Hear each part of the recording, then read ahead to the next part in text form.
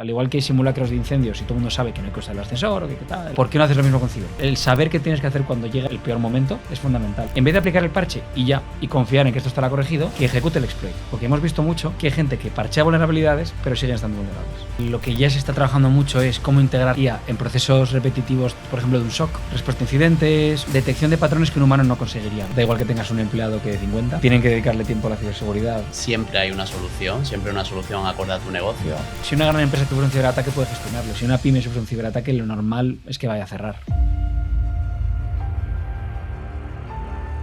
Bienvenidos.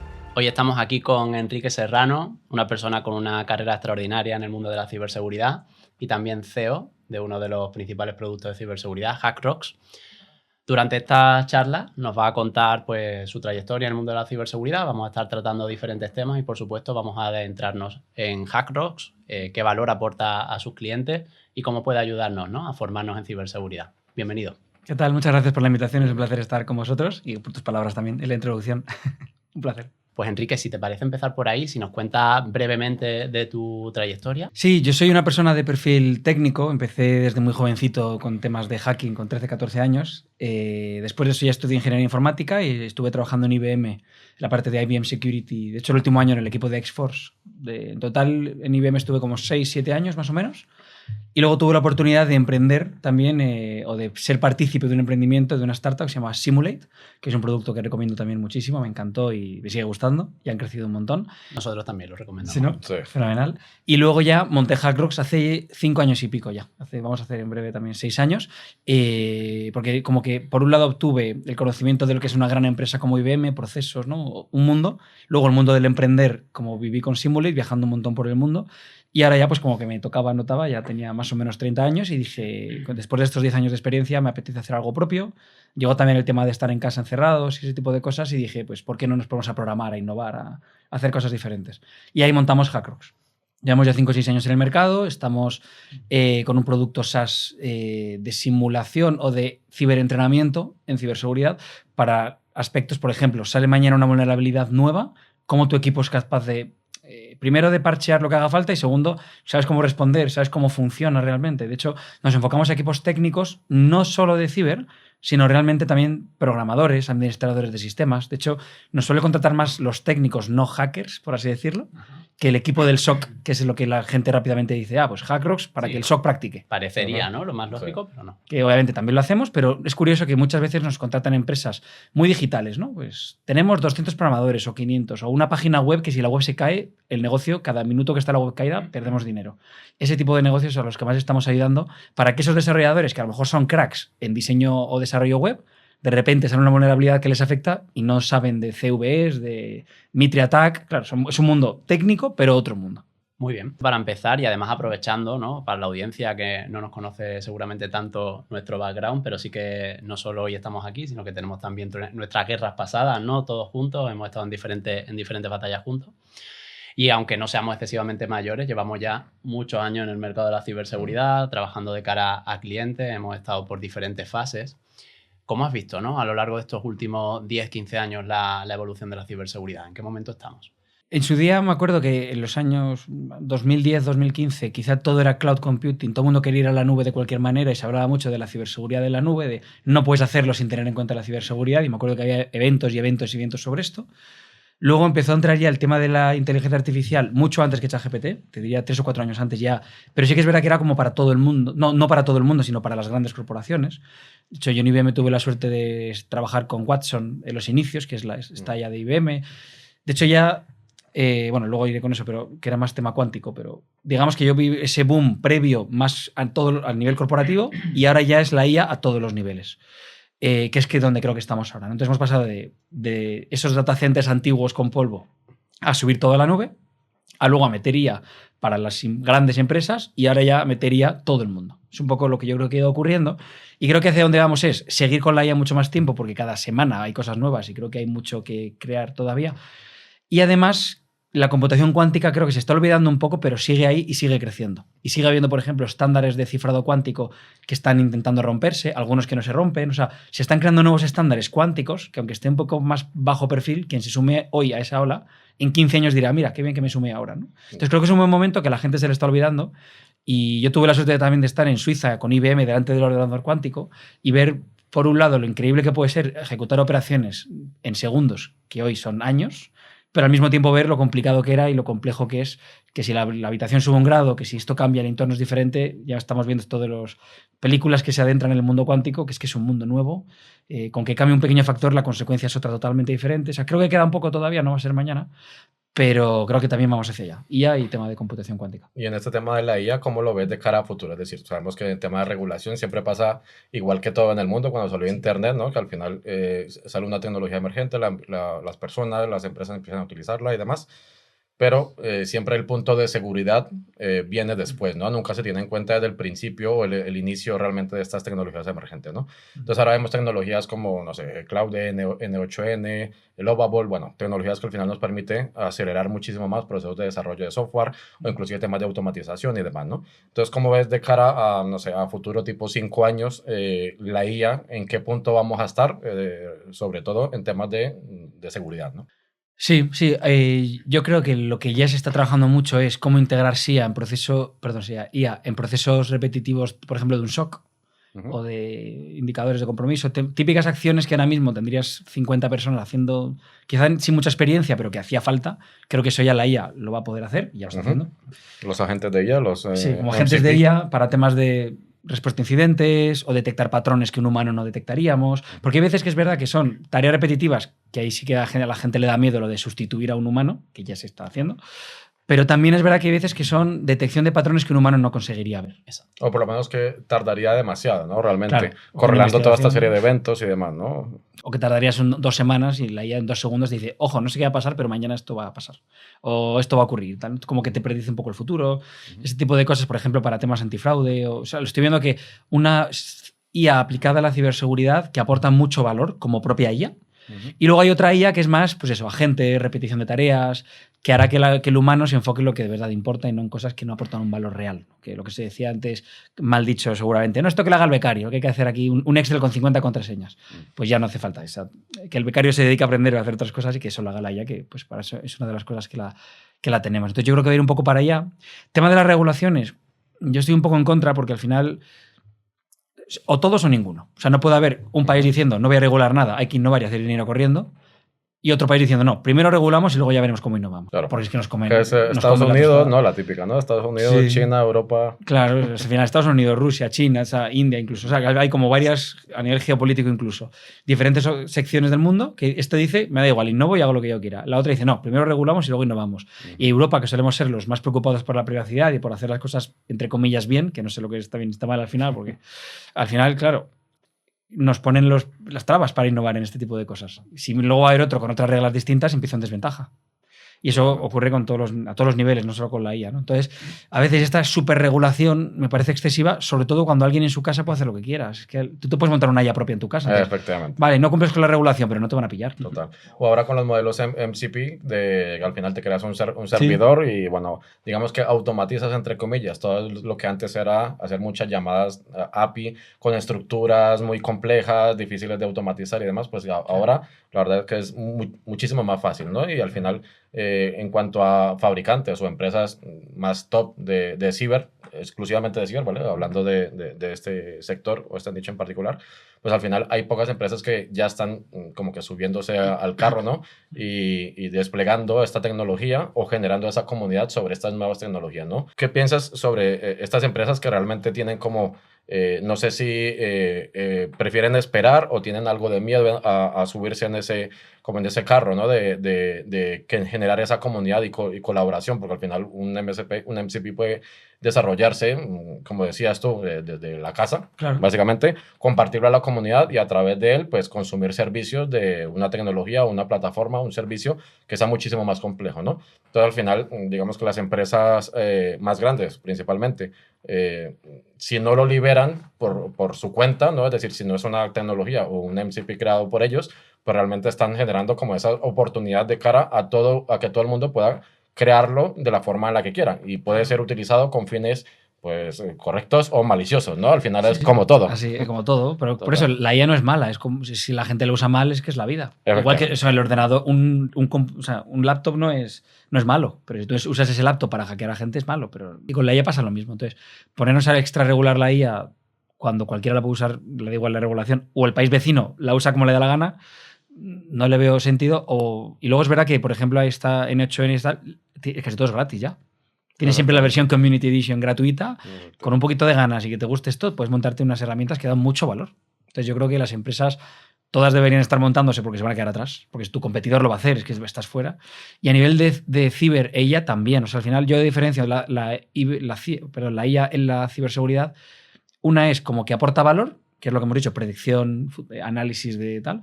Y otra es como herramienta. O sea, utilizar la IA para generar reglas para un SIEM. Utilizar la IA como una herramienta que no te da un valor como tal de que ella piense y te dé algo, sino que es una herramienta para generar más herramientas, por ejemplo, ¿no? Como integrada. También para ser más eficientes, seguramente, ¿no? Claro, necesitamos en todas las compañías ir metiendo poquito a poco diferentes procesos en las que la IA nos permita seguramente hacer cosas que ya éramos capaces de hacer, pero con mucho esfuerzo, cada vez con menos, y que a partir de ahí nos tengamos las bases para ir creciendo poco a poco y dando más valor, como decía. Es verdad que hay como dos perspectivas, ¿no? Un poco en el mercado, es decir, que nosotros nos hemos topado también con clientes que dicen, vale, ¿cómo estás implementando tú la IA en el negocio, ¿no? En tu tecnología, en tus herramientas, tal.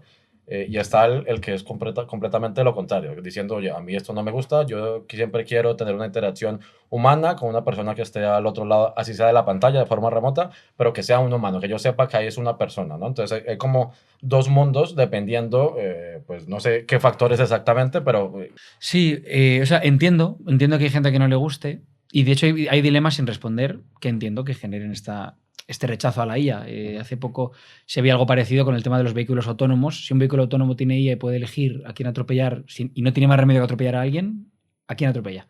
Y eso al final lo hacen los programadores. O sea, la IA, la gente esto es como cuando salió el cloud, la gente imaginaba nubecitas con ordenadores. Ahora imaginamos la IA, que es un cerebro súper listo, ¿no? No, la IA al final es como la programes y no deja de ser ceros y unos, pero con mucha capacidad de análisis. Entonces, si mañana hay un coche autónomo y vas a 200 por hora y aparece un niño y aquí otra persona... Sí, el típico, ¿no? El niño y un anciano, ¿no? Un anciano o una persona de la tercera edad, ¿no? Si tienes que elegir uno, ¿cuál? Claro, y la IA no es más que como se le haya programado, recordemos. Que no es que nos van a conquistar las máquinas. Bueno, si tú programas que quieres que conquisten, pues a lo mejor hacen algo o intentan algo. Pero, entonces, ese tipo de cosas al final salía en países de Asia, nadie atropellaría al anciano. En Europa creo que todo el mundo atropellaría al anciano.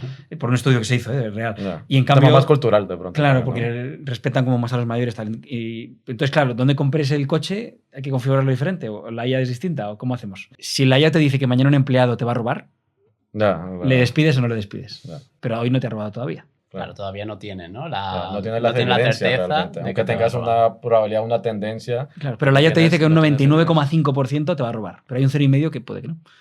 Entonces, eso ya está ocurriendo. Hay empresas que saben que un empleado va a hacer el mal o tienes un intruder. Creo que en China, inclusive, ¿no? Tienen un algoritmo bastante robusto que como tienen monitorizado bastante lo que es la ciudadanía como tal, pues como que ahí en base a ciertos comportamientos tienen eso como una puntuación como si fuera un WEBA, ¿no? Como un análisis de entidades, ¿no? Lo que nos basamos en tecnología de ciber, básicamente. Pues un poco igual, pero en base a cada una de las personas, ¿no? Bueno, en Europa ya se dice que no se puede hacer eso. En Europa no se puede usar la IA para ese tipo de predicciones de crímenes, algo así, ¿no? Pero por el tema de protección de datos personales y demás, pues al final no se puede implementar. Claro. ¿no? Claro, pero eso yo siempre digo, cuando haya un atentado, que ojalá no lo haya nunca, ¿no? Pero si mañana hubiera un atentado, todo el mundo querría usar la IA para predecir atentados. Claro, totalmente. Pero Europa te dice que no se puede. A ver, no tal cual, ¿no? Pero hay una serie de riesgos en la normativa europea que ya han definido que para cierto tipo de cosas no se puede usar. De las que son riesgo extremo, no, riesgo inadmisible, creo que han llamado Europa. Y creo que alguna de estas será algo así relacionado con los cibercrímenes. Está en la web de Europa. Entonces, claro, si mañana hay un atentado, todo el mundo querrá usarla para esto. Pasan 10 años y se nos olvida. Esto pasó con el tema de las Torres Gemelas en su día, que la gente, ¿cómo no se sabía? Hay que espiar más a los Gmails. La ley de libertad y demás, ¿no? De claro, Estados Unidos. Pero luego pasan 20 años y la gente ya es totalmente reticente a que nos espíen. Entonces, no sé, creo que no hay una respuesta todavía, no es fácil. Incluso abre también la pregunta de si la IA ya no se está gobernando, ¿no? Porque si estamos tomando decisiones ya en base a lo que nos dice la IA, seguramente de alguna forma ya nos está gobernando. Claro, que la IA ya decide por nosotros, ¿no? Claro. Sí, muchas veces. Claro. Claro. Sobre todo inclusive cuando uno hace, no sé, pliegos o, bueno, propuestas o inclusive una entrevista de trabajo, pues al final veía, creo que fue bueno, la semana pasada, que ahora Google ha cambiado un poco los parámetros de búsqueda de su motor de búsqueda, valga la redundancia, de su navegador, y que ahora ya no se ven las 10 ventanas que se veía inicialmente, las 10 páginas, sino que ahora solo se ve uno, y que en base a las búsquedas, en este caso ChatGPT, pues que no tenía el contexto de las 10, sino que solo de una. Entonces como que se estaba limitando ese contexto porque ahora, en base a un estudio, las personas ya no buscaban nada en el navegador, sino que siempre que ponían en la casilla de búsqueda, el primer contenido que te genera es pues un análisis previo de IA, ¿no? Que te sugiere como un resumen, entonces que se quedaban en ese contexto, pero que nadie pinchaba pues en los enlaces. Claro. Entonces, las búsquedas ahora son más largas. Antes la gente ponía keywords, ahora la gente pone una frase así de larga. Diciéndote, quiero que me resuelvas mis dudas sobre esto. Ya la gente piensa como con ChatGPT. Eso es. Para Google. Justo. Entonces se está volviendo realmente ChatGPT, se está volviendo el nuevo Google, ¿no? Como sí. De hecho, hace poco ha habido una sentencia que creo que la han echado para atrás porque ponía al final de la sentencia, ¿te parece bien este tono o quieres que lo modifique? Sí. Sí, es grave, creo que acaba de pasar hace poco. Oye, Julián, antes en una de tus respuestas has hablado del término UEBA.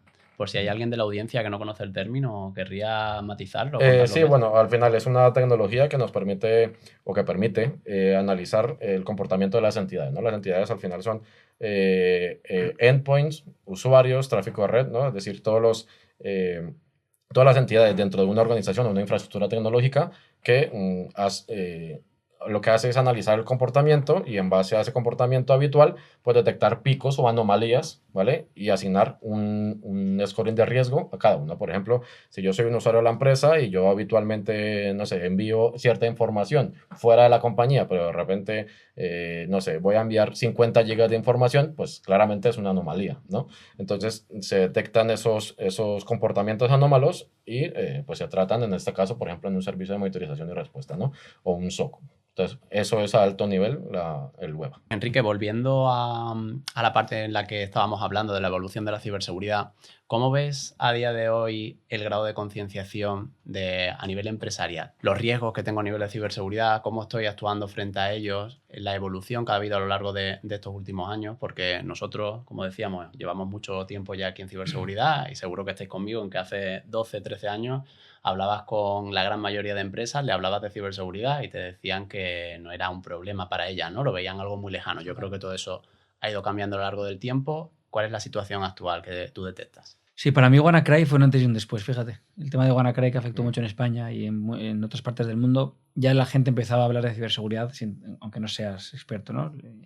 Entonces yo creo que eso fue un antes y un después, y de ahí luego sí que es verdad que el tema de las personas y los correos electrónicos sigue siendo lo que más funciona. O sea, toda la tecnología evoluciona muchísimo, hay grandes sistemas de, como se decía antiguamente, ¿no? Estos antivirus, que ahora se les llama más técnicamente de otras maneras, inteligentes, pero es que al final si una persona quiere se infecta. Entonces tú puedes darle a evitar las alertas, a descartar, seguro, sí, fuera, quiero ejecutar este programa. Si tú quieres te infectas. Y con que una persona se infecte a la organización, está la organización completamente perdida. Entonces eso yo creo que sigue siendo uno de los mayores problemas. Porque es muy barato enviar un correo trampa, por ejemplo. Y de hecho ahora con la IA, antiguamente te llegaba el cielo estrellado, tal, que no, traducciones ridículas, ¿no? Ahora ya no. Ahora te llega perfectamente con nombre y apellidos. Los malos además van a por data leaks, cogen tu nombre, cogen tu apellido, incluso contraseñas antiguas tuyas, te la ponen en el correo para demostrarte que en teoría te han hackeado y no te han hackeado. Entonces los ataques se han vuelto mucho más dirigidos, pero técnicamente no dejan de ser emails a personas o trampas aparentemente sencillas, pero que si las recibes es porque funciona. Ya a la gente le digo, a veces me escriben, mira, me ha llegado este correo, si piensa que soy tonto y que voy a picar. Ya, pero si te lo han enviado a ti es porque alguien está picando. Lamentablemente. Igual eso, ¿no? Es decir, al final estoy completamente de acuerdo contigo, que lo poco que cambia realmente es como la herramienta, o es la técnica, ¿no? El phishing, bueno, phishing es phishing en general social, pero sí que tecnológicamente, en base a pues todo este espectro o este abanico de soluciones, tecnologías cloud, proveedores de tecnología, etcétera, y de repente hay una nueva vulnerabilidad, ¿no? O un nuevo ataque de phishing, en este caso, code phishing, ¿no? Entonces, en base a un servicio que intenta prestar digamos que una agilidad en cierta tarea de cara al usuario, pues lo que hacen realmente los atacantes es darle una vuelta, transformarlo y utilizarlo como un arma para llegar a entrar, ¿no? Entonces, al final, pues estas tecnologías o estos cambios de configuraciones y demás de los servicios, pues al final generan más facilidad, pero para el atacante, para poder llegar a acceder, ¿no? Que al final, en este caso, con esta vulnerabilidad que estamos comentando, se bypassea el MFA, es decir, simplemente le envías un correo al usuario y el usuario accede a un enlace y digita un código que con ingeniería social ya lo puedes hacer fácilmente y ya estás dentro de su cuenta Microsoft 365. Sí, o cuando por Entonces, WhatsApp te piden mucho. un código directamente. Te ponen Claro, un WhatsApp. Oye, disculpa, que he puesto tu teléfono, que me he confundido. Que realmente, ¿me pasas ese código? Y ya está. Estás pasando el doble factor o para recuperar la contraseña. O sea, realmente el ataque sigue siendo, como te dices tú, la metodología es la misma.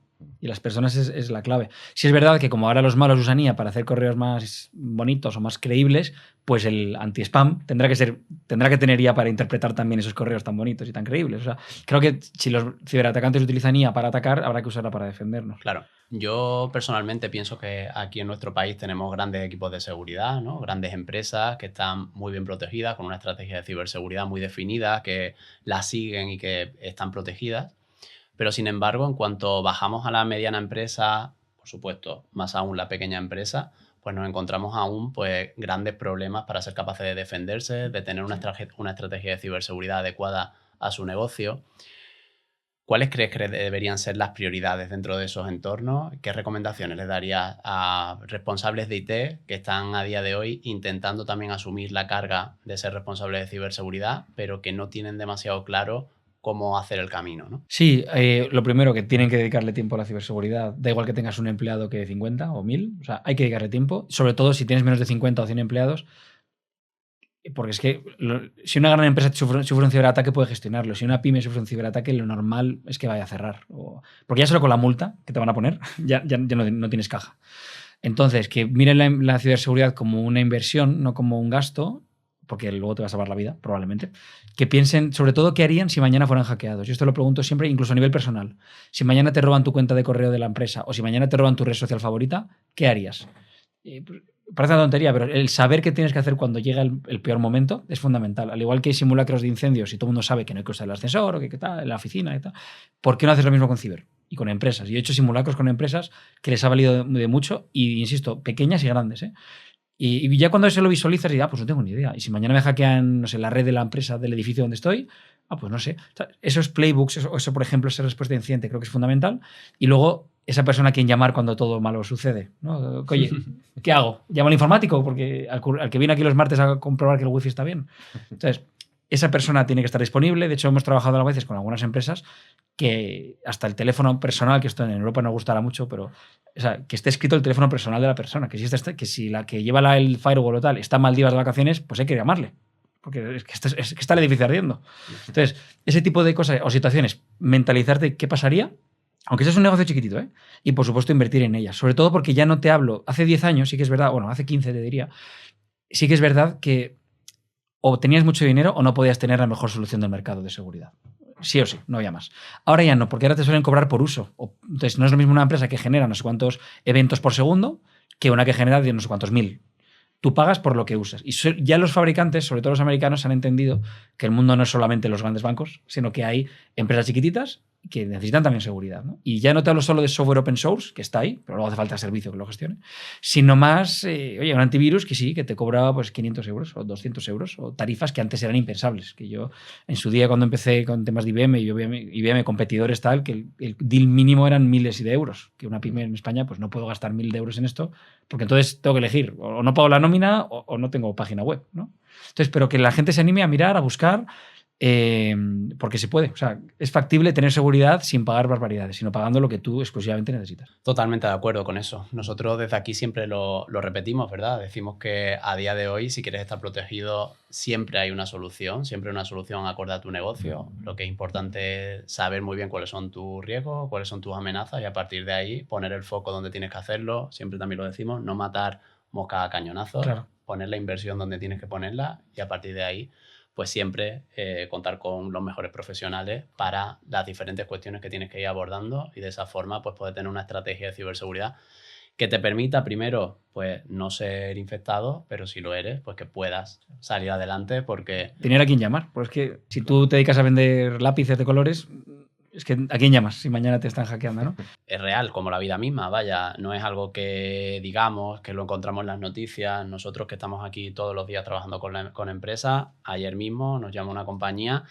hemos estado a punto de cerrar, nos hemos salvado por suerte, que todavía estamos agradecidos, ¿no? De poder seguir operando, que parece que vamos a seguir adelante, pero tenemos que empezar a hacer las cosas de ciberseguridad pues de forma diferente, ¿no? Y a lo largo de estos años nos hemos encontrado con muchísimos casos así, otras empresas que hemos ido conociendo que lamentablemente han tenido que cerrar y que, como tú muy bien decías, Enrique, habiendo puesto un poco de inversión al principio y cuando antes de que llegase el problema, pues todo eso lo hubiésemos evitado. De hecho, hace poco una gran empresa, de hecho, se salvó porque un data center se le había ido la luz. O sea, y ahí no llegó el malware, el ransomware, que infectó toda la compañía, menos esa, porque se había ido la luz. Imagínate que hay un apagón, pues... Es que esto yo creo que es como el que conduce moto, ¿no? Está el que se ha caído y el que se va a caer, pues acá está el que ha sido hackeado y el que lo va a hacer. Porque sí, totalmente. Yo por eso digo que hay que dar por hecho que mañana te van a hackear. Y pensar, si no es que ya lo está, ¿no? Y no te has enterado. Sí. De hecho, hay una anécdota muy curiosa que a mí me gusta mucho esto recordarlo, la vulnerabilidad de Heartbleed. Sí. Sí. Esa vulnerabilidad se calcula que estuvo 10-11 años vigente, lo que significa, y yo exploté esa vulnerabilidad haciendo una prueba real, y podías ver lo que había escrito un usuario antes en la sesión anterior. O sea, de hecho lo hicimos con un cliente o que nos dejó. Tal. El caso, que tú podías ir a su página web. Ya prescribió, no pasa nada. Ya prescribió. Tenemos autorización. Entonces, digamos que tú podías ir a una página web, a un login, y podías ir a la memoria del servidor a ver quién había iniciado sesión antes, y usuario y contraseña de los últimos X personas, ¿no? Y funcionaba en todas las webs que tenían HTTPS de determinada versión, que eran todas, durante 10 años, o casi todas. Y claro, es que no hubiera sabido esa vulnerabilidad en el año 2, ha estado 8 años espiando todo lo que quiso. O sea, hemos vivido espiados 8 o 10 años. Y yo me pregunto, ¿y qué en el 2030 o 40 que descubriremos? ¿Os acordáis en el 2020? Estamos todos hackeados.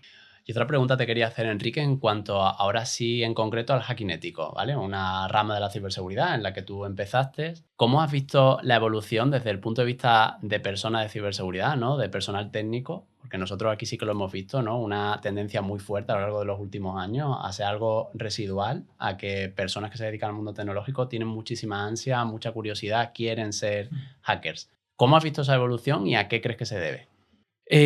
Inicialmente por el mundo laboral, yo creo. O sea, tú vas a LinkedIn y es muy fácil encontrar. Pones cybersecurity, lo que quieras, y tienes trabajo. O sea, saber consultant, analyst, sales, da igual, tienes trabajo en ciberseguridad. Creo que hay un boom y tenemos gente que, de hecho, en Hackers nos escriben, quiero dedicarme a este mundo, pero no sé por dónde. Pero sé que este mundo me gusta y sé que hay oportunidades. Y es verdad. Y si encima te gusta, a por ello. Porque es un mundo, si es verdad, que si no te gusta o si lo haces solo por el dinero, creo que cuesta.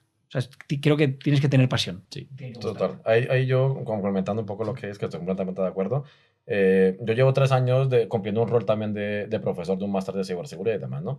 Y siempre, todos los chicos que entran, o los estudiantes que entran, tienen 2 motivaciones. Uno, entran a ciberseguridad porque cobran más. Y 2, porque quieren ser hackers, ¿no? Pero es verdad que también tienen como esa perspectiva errada de que ser hackers es llegar y montarte el Metasploit o una herramienta de botón gordo que yo llego, oprimo el Enter y de repente ya tengo todos los hashes, todas las credenciales, y pues al final cuando poco a poco se van dando cuenta que no es tan fácil. Sí, yo he visto gente también que pensaban que con asistir a clase ya aprendías. O sea, que tú como profesor me cuentas en tu máster tal y ya me lo sé. No se dan cuenta que hay que practicar, que hay que hacer.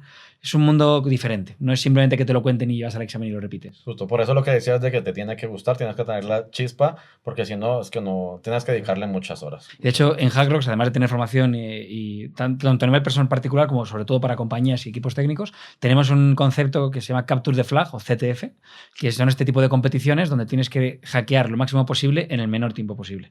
Y ahí lo usamos, por ejemplo, para selección de personal de grandes tecnológicas, que muchos conoceréis, luego también para temas de ejércitos. O sea, al final, ¿qué buscan los que contratan con esos sueldos tan altos? Que sepas y que puedas demostrarlo.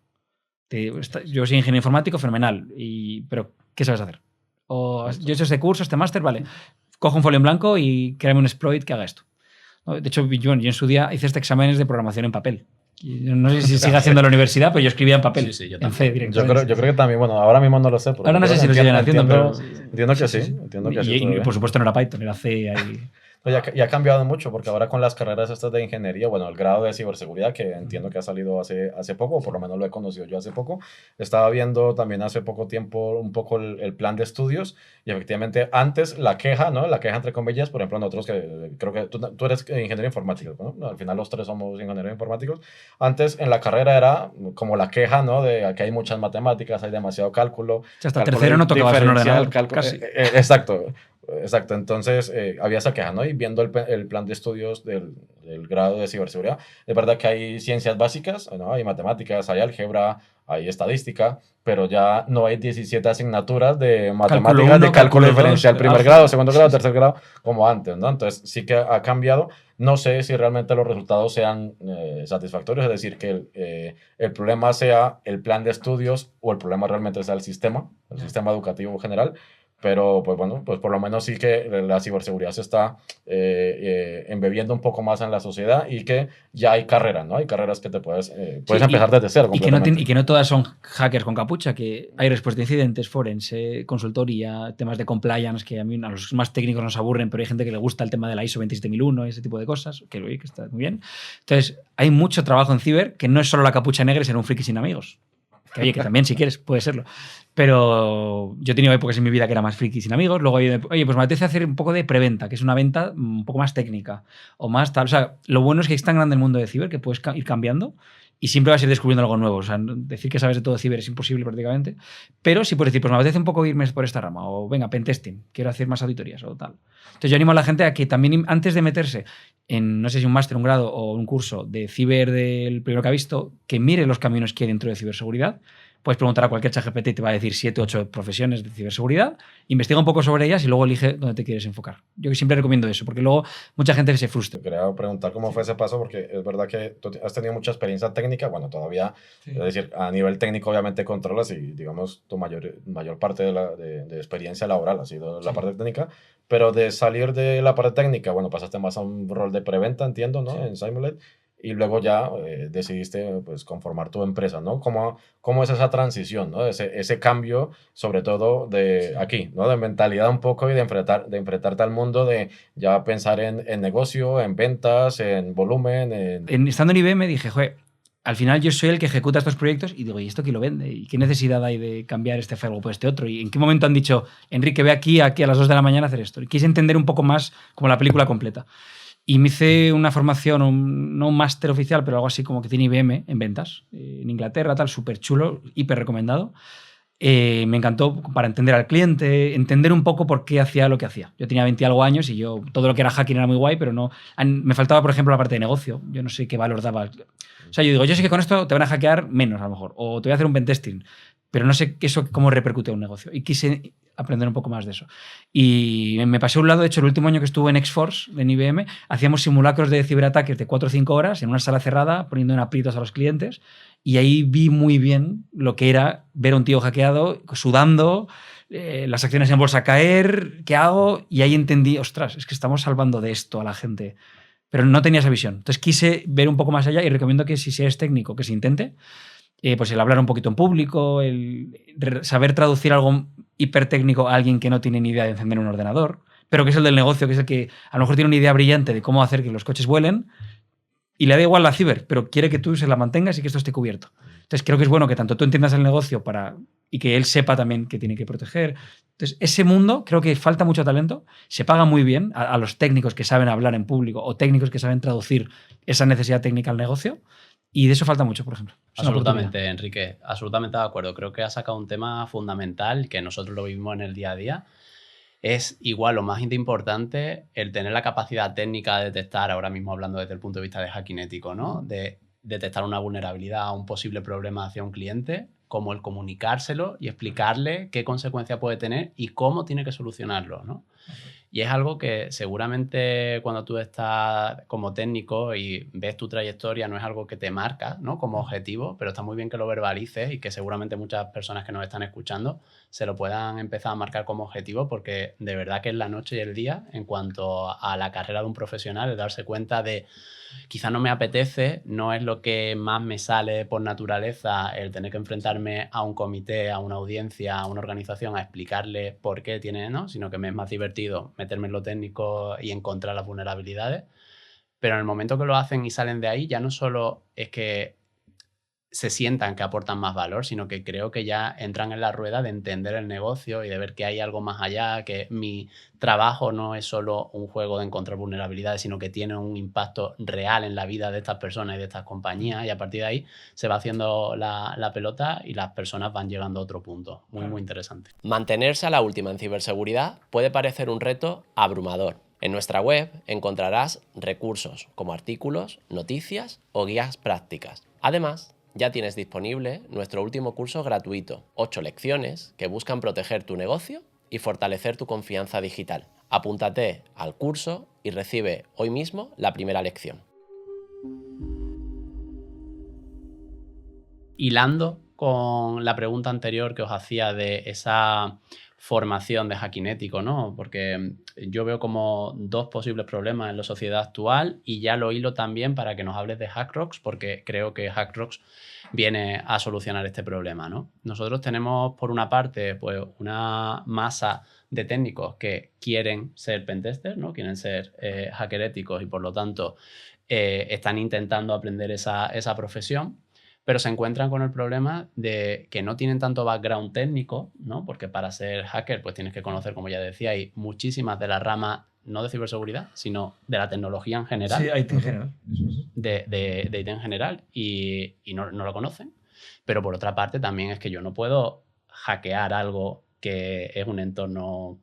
Aunque no conozco. Claro que no conozco, es que no puedo hackear, no puedo probar, ¿no? Tengo que tener algún sitio en el que... después vienen los líos, que por eso hay caídas de servicio y demás, multas a contratos, cosas así. Exacto, ¿no? Sí. Entonces, es en este entorno donde venís vosotros, ¿no? Con HackRocks a ayudar a estas personas, entre otros muchos casos de uso que ahora nos contarás, pero es uno de vuestros casos de uso, ¿no? Que estas personas pues puedan, en un entorno real, simulado, pues poner a prueba sus conocimientos y puedan también ir progresando. Claro, de hecho hay veces que la gente tiene incluso herramientas o sistemas de detección o procedimientos internos que quieren poner a prueba en muchas ocasiones. Oye, Enrique, queremos que con HackRocks simuléis un banco, que tenga esta infraestructura que es muy parecida a la nuestra, que tenga este lenguaje de programación en esta aplicación web que es el que usamos nosotros, porque ha salido una vulnerabilidad ayer y queremos, por ejemplo, replicarla y que mis técnicos la hackeen para que vean luego cómo protegerse. De hecho, eso nos lo piden muchos los CISOs que hablan luego con la parte de sistemas, ¿no? Y quiero que el técnico, en vez de aplicar el parche y confiar en que esto estará corregido, que ejecute el exploit, que lo intente. Porque hemos visto mucho que hay gente que parchea vulnerabilidades, pero siguen estando vulnerables. ¿Y cómo lo haces eso? Pues con HackRocks. Si quieres, te pongo un entorno vulnerable, entrena, explótalo, si quieres parchearlo y vuelve a intentarlo. Y destrózalo las veces que haga falta. Que luego ya pasamos a tu entorno de producción. Entonces, ese caso de uso, por ejemplo, nos lo piden, sobre todo empresas quizá un poco más grandes o más... en torno a 50 técnicos para arriba, de programadores. O sea, empresas ya como un poquito más grandes. Luego hay otros casos de uso, por ejemplo, que incluso a nivel de programación tenemos el estándar, hay concursos de programación a nivel mundial, además de CTFs. En CTFs estamos, por ejemplo, en CTF Time, o sea, nuestro ranking suma puntos a competencias internacionales. Y luego también a nivel de programación hemos entrenado incluso chavales que luego van a concursos de programación a nivel internacional. O sea, también incluso hemos hecho procesos de selección de programación, porque al final tenemos una serie de retos que en vez de hacking puede ser de programar. O sea, hemos incluso abierto un poco el abanico y hemos trabajado y estamos trabajando con varias universidades porque es luego a lo que se van a enfrentar los más jóvenes. La uni está muy bien que yo te enseñe qué es un SQL Injection, pero si no lo ejecutas no lo sabes. Y en vez de que lo ejecute en una empresa real y que luego vaya un juez y tenga que explicarle qué está haciendo, hazlo con nosotros, que va a ser mucho mejor. Y así tus técnicos van a crecer, van a notar que la empresa les está dando formación, que están creciendo dentro de la compañía y en un entorno seguro y, por supuesto, que sea legal. Eso es fundamental, que no estén practicando en casa. Oye, Enrique, y hablando de emprendimiento, eres de los pocos que han estado emprendiendo aquí en España, que han creado productos. Hay excepciones, por supuesto, pero ¿por qué crees que falta aquí en nuestro país esa capacidad de emprendimiento en cuanto a ciberseguridad, el que seamos capaces de sacar al mercado más productos? Porque yo estoy convencido que no es por falta de talento. Talento en España siempre tenemos claro que ha habido. Y yo tuve la suerte de estar, cuando empezó todo esto de los campeonatos europeos y tal, que fue España y ganamos 2 años seguidos, yo estuve parte de esa preformación, de preselección, haciendo CTFs y retos y tal, y tuve la suerte de estar ahí, yo era muy jovencito, pero ayudé en el proceso y fuimos campeones de Europa 2 años seguidos, ¿no? Que luego no ha sido tan, no lo hemos mantenido siempre, pues no es fácil, pero el talento está ahí. Lo único que sí que es verdad que, como decía con la regulación, si en otros países emprender es más fácil, tienes más ayudas y todo va más sencillo, empiezas en desventaja. Entonces, claro, competimos con un Estados Unidos, con un Israel, que en ciber es que van a otro nivel. Es muy complicado, yo lo entiendo. Y me da a veces pena que en España hay mucha empresa de servicios, pero muy poquita de software, que es donde el talento a veces como que la gente invente cosas, ¿no? O, por ejemplo, en Europa tú no puedes patentar software, en Estados Unidos sí. O sea, hay ciertos detalles. Hace poco hablaba con un amigo que quería hacer una web, no era de ciber, era otra cosa de inteligencia artificial, pero lo primero que hay que hacer es patentarlo. Digo, pues mal vamos. Y el tío se ha hecho para atrás y no lo va a hacer. Dice, no, es que si lo hago yo aquí, mañana llega alguien con IA, me lo programa un poquito, llegan los chinos y me lo copian. Pues es que porque él quería probar a ver qué tal. Pero probar a ver qué tal es regalar la idea a alguien que tiene el tiempo y el dinero. O un país que les da el tiempo y el dinero. Que hay países que te lo dan y algunos no tan lejos de... No hay que irse a Estados Unidos. Entonces, emprender en España creo que es complicado, es difícil. Y emprender en general también, que estoy harto de ver podcasts de esto, ¿no? Como comentábamos antes, ¿no? Si eres pobre es porque quieres. Si no emprendes es porque no te da la gana. No es así. Es complicado emprender, es muy duro, hay que pagar las nóminas, de repente pasas de ser un empleado a ser el empresario malo de la película. No es nada fácil y yo antes de Ciber también he tenido alguna startup anterior, he vivido lo que es el emprendimiento bastante y es duro y hay que tener mucha cabeza y hay que saber cuándo frenar, hay que saber cuándo pivotar. A lo mejor tienes una idea maravillosa como súper técnico, que yo lo he sido, y luego tiene que venir alguien a abrirte los ojos y decir, no, es que técnicamente es precioso, pero es que nadie lo va a comprar. No. O sea, es mucho más. Y esa cultura, por ejemplo, aquí en España no la veo. No veo tampoco que se anime demasiado a ello. Y en cambio veo otros países que es increíble. Es que, por ejemplo, yo estuve en una aceleradora de startups en Florida, en Tampa. Y aquí en España nos han rechazado en 1000 sitios. Y me tuve que ir a Tampa. Y es que el gobierno de Tampa financiaba la mayor parte de lo que hicimos. Entonces, de hecho, bueno, tuve que pagar el viaje y ya. Fue gratis. Entonces, que me tenga que ir a Tampa, pues me da pena, ¿no? Y tener que ir a Florida. Y llegas a Florida y te das cuenta... Bueno, una cosa que fue curiosa en Florida, me preguntaron que por qué tan joven, con 30 añitos, estaba emprendiendo. Como que les sorprendió. La edad media de esa aceleradora era de 50 y algo años. Y dije, no, pues en España es lo más cool ser joven y emprender. Y dijeron, no, hombre, no, pero tendrás que entender de qué va la vida, el negocio, el mercado, y lo comprendes, ¿no? Y yo, vale. Y era más jovencito y me notaba un niño, ¿no? Y dije, vale. Pero aprendí mucho. Y luego vi cómo, por ejemplo, la Universidad de Florida o diferentes instituciones te ponen oficina gratis. Te dan trabajadores gratis. Te pagan las nóminas de la gente gratis. O sea, y luego ya si te vas a países como Israel y detecta el país que eres un poquito espabilado, es que tienes la alfombra roja para hacer 1000 cosas. Oye, necesito un CEO, necesito un CTO. Dame 2 minutos. Tienes un CTO. De hecho, pasa mucho en Israel y en Estados Unidos que reciclan, por ejemplo, a los militares. Y yo he tenido jefes en Estados Unidos, cuando estaba por allí, que era el coronel que acaba de estar en misión en Asia o en países raros para nosotros españoles, que no tienen nada de experiencia laboral, nada, y de repente es el jefe máximo del área de seguridad de la empresa. Y te enseña la vida. O sea, te da lecciones de vida, más que tecnológicas, ¿no? Y eso se valora mucho. Entonces, aquí eso en España, por ejemplo, no está tan bien visto. Aquí lo militar siempre como está un poco más así. Entonces, no lo sé. Creo que son culturas. Yo creo que la española todavía le queda un poco de crecimiento. ¿Y qué consejo le darías a alguien que quiere emprender en ciberseguridad? Pues mira, una cosa que yo eché de menos quizá, o que digo, bueno, está bien, o sea, primero que mires las ventas, no si el producto es bueno o malo. Tengo la mejor idea del mundo, ¿quién lo va a comprar? O que tengas tu cliente antes de incluso de hacerlo. Y eso he visto que hay startups que han llegado muy lejos porque tienen al cliente antes de montarlo. O sea, yo sé que voy a invertir, me lo invento, 20.000 euros en hacer esta web, o este producto, o 100.000, o barbaridades de dinero, porque sé que tengo este banco que me lo ha pedido. Y dice, si tú haces esto, te lo compro mañana. Vale, ok, firma aquí, que si luego me lo... Y se puede hacer, ¿eh? Y conozco casos que lo han hecho. Y han ido al banco, vale, si en un año haces esto, te lo compro. Y te voy a pagar al año 50.000. Como que te invierten en la idea, ¿no? Como una ronda de inversión, por decirlo así, pero a la idea. Sí, o sin dinero. O sea, tú imagínate que yo soy un friki en mi casa, lo digo así porque lo soy, y digo, voy a hacer esta web, esta idea. Bueno, y ahora con la IA, con el desarrollo esto de cero code y demás. Ahora con IA desarrollas lo que quieras. Pues tú imagínate que vas a un cliente tuyo, que es un banco siempre, que es un ejemplo con dinero. Pero el banco te dice, joder, si tuviera alguien que me hiciera esta página web, que hiciera esto... Espera. ¿Me firmas aquí que si la hago me pagas al mes 10.000 euros durante un año? Sí, ok, hazlo. Entonces es tu tiempo haciéndola. Que puedes estar, a lo mejor es tu side job, que estás trabajando y tú en tu tiempo libre lo haces, pero tienes un banco que te ha firmado que te lo va a comprar. Eso, que parece muy fácil, no es fácil, pero sé de gente que le ha funcionado, porque lo han hecho. Entonces, tiene ya ese primer cliente antes. ¿Eso qué te da? No dependes de inversores, no dependes de rondas de inversión, de venture capital, de gente rara, porque al final hay gente extraña que te puede ofrecer dinero, tienes que tener cuidado de quién coges el dinero. Y luego también que, como digo, yo he estado en Estados Unidos, en esta aceleradora, y yo para en España levantar 100.000 euros, me han pedido derecho a veto, que ellos puedan decidir lo que quieran, consejos, o sea, unas medidas leoninas, que se dice, por 100.000 o 200.000 euros, que es dinero, Pero es que estando en Tampa me decían, hombre, el millón de dólares inicial todo el mundo te lo da, sin pedirte nada a cambio, eso es fácil. Y yo estaba ahí sentado, sí, claro. Sí, bueno, ¿cómo no? O sea, entonces, es que estás en desventaja. O sea, tú por tener una idea en otro país, de repente tu empresa empieza a valer 5 millones de dólares y 1 millón te lo dan a ver si cuela. Y si no cuela, bueno, lo hemos perdido, no pasa nada. Es solo 1 millón de dólares. Entonces, el nivel económico afecta mucho. Entonces, ¿dónde emprendas? Entonces, en España, que sepas que vas a competir con empresas americanas, o no americanas, o israelíes, o europeas, que levantar para ellos 1 millón de euros es para ti levantar 100.000, el mismo esfuerzo.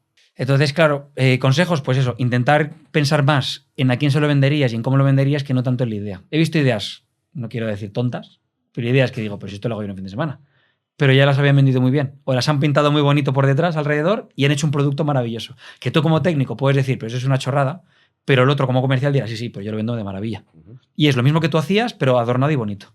Y no es estafar a nadie, es simplemente dar mercado a una idea que tú no estabas vendiendo y hacía falta en el sector, por ejemplo, ¿no? Entonces, pensar en la venta, aunque seas técnico. Esa es otra diferencia, ¿no? En Estados Unidos veíamos la vez pasada que eran, creo que 60% de reinversión en tema de publicidad, ¿sabes? En un producto, bueno, en un negocio, en una startup, y aquí, por ejemplo, en España era el 3%, ¿no? Entonces, de 60% a 3%, pues vamos, creo que no hay color, ¿no? Y luego cómo te vendas es muy importante. Que los técnicos a veces somos demasiado analíticos. Yo he pecado mucho de ser informático. Entonces, para mí era o blanco o negro. Y me acuerdo con algún amigo, incluso en startups anteriores, no, pero esto hay que venderlo así y tal. Digo, pero es que eso no es tan así. Bueno, son grises. Tú eres el informático, no hay grises. Entonces, hay gente que ve que al final, yo no digo que se mientan, no hay que mentir, porque veo startups que han tenido problemas por mentir. Tal. Pero sí que es verdad que importa mucho cómo cuentes las cosas. Y una misma idea contada de maneras diferentes, la vendes más o menos, te invierten más o menos, y hay gente crack que saben hablar muy bien y tienen muy bien eso, y luego técnicamente lo hacen muy mal. Pero venden el doble que tú. Y pues, oye, tienes un mérito también, por supuesto, ¿no? Y Enrique, ¿dónde os veis vosotros dentro de 5 o 10 años? ¿Cuál es el roadmap de Hackrox? Pues ahora mismo estamos trabajando y nos queda muy poquito para lanzar, os lo voy dejando un poco caer también por aquí, para que sea, o sea, ahora creo que el tema de las automatizaciones ya está aquí, y ya no digo agentes de ella, que esto no es IA, es automatizar. Y yo en su día tenía un servidor de Python donde automatizaba, o sea, no es que haya llegado Make o N8N, nos hayan descubierto, o sea, es como el Cloud ya existía, pero ahora se le llama Cloud, pues ahora se le llama N8N o Make o la que sea, y de repente ahora todo el mundo automatiza. Pero entonces, bueno, sí es verdad que ahora es más fácil, ¿no? No hay que hacer un conector para cada cosa, no tienes que estar luchando con SAML o Auth2 todo el día, ya está hecho, ok, genial. Entonces en Hackrox estamos trabajando mucho en la parte de automatización para que sin interacción nuestra la gente pueda crecer y pueda trabajar. O sea, al final ahora sí que es verdad, pues oye, que quiero que me montes una instancia de esto, quiero esta otra instancia. Estamos trabajando mucho en móntate tú lo que tú quieras en 2 clics. Entonces vamos un poco para allá, ¿no? Que sea un poco más autocontenido y que o autoconsumido, mejor dicho. Entonces estamos trabajando mucho en la parte de automatizaciones. Hemos integrado IA ya en varios procesos, incluso tenemos una IA que te puede ayudar a avanzar en la parte formativa. Entonces queremos integrar IA en varias secciones más y estamos ya a puntito de lanzar un par de temas el mes que viene de este tipo de cosas, de automatización, IA, hablar con el mundo. Que aunque seas un SaaS, puedes trabajar con los demás. No hace falta ser open source para tener una API, por ejemplo.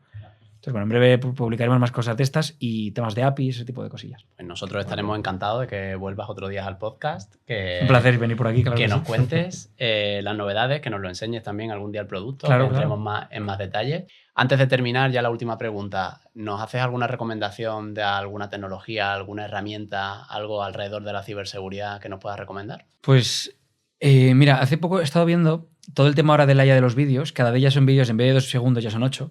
Y hay alguna que son 20, ya es 1 minuto. O sea, creo que ahora la parte de deepfakes para ciber y para ingeniería social va a ser un salto en los próximos meses. Ya estamos viendo que replican tu voz más o menos por teléfono y cuela. Creo que ahora va a ser con vídeo o incluso por videollamada. De hecho, ya he visto algún ejemplo real espectacular, como por videollamada se replica a un CEO para que haga una transferencia o que haga ciertas cosas. De hecho, en Hackrox estamos ahora trabajando para hacer ciertos retos con temas de deepfake o que tengas que interactuar con una IA y a ver si te das cuenta si sí. O sea, ese tipo de cosas creo que es el futuro ahora. Y esas herramientas de vídeo, que algunas tienen hasta cierta API que te permiten automatizar y tal, me gustan porque para hacer este tipo de simulaciones y porque yo estoy ahora muy metido en temas de APIs y temas de automatizaciones, y yo soy muy de usar herramientas propias. O sea, si hay que hacer un análisis de bastionado, pues tengo un script en Python que lo ejecuta. O sea, intento no casarme con tecnologías de estas herramientas porque hemos visto que mañana esta tecnología desaparece y eres un experto en la tecnología y ahora ya no eres experto no en nada, pero que es como qué pena, ¿no? He perdido tiempo. Entonces yo intento como desarrollar mis propios scripts o tener mis herramientas y creo que ahora esto de herramientas de generación de vídeo, que ya es mucho gratis, va a tener mucho sentido en los próximos meses porque vamos a ver ataques muy dirigidos y que van a funcionar. Y cuando estén delante de un seguro de ciberseguridad o de un juez dirán, no, que no era yo. Dirán, pero te estoy viendo hablar ahí. No, te prometo que no era yo. Y habrá que demostrar que eso era un vídeo, que no eras tú. O sea, creo que va a venir mucho de lo que hablar. Muy bien, pues muchísimas gracias. Súper interesante todo lo que nos has contado como siempre. Julián. Un placer. Enrique. Muchísimas gracias. Muchas gracias a vosotros.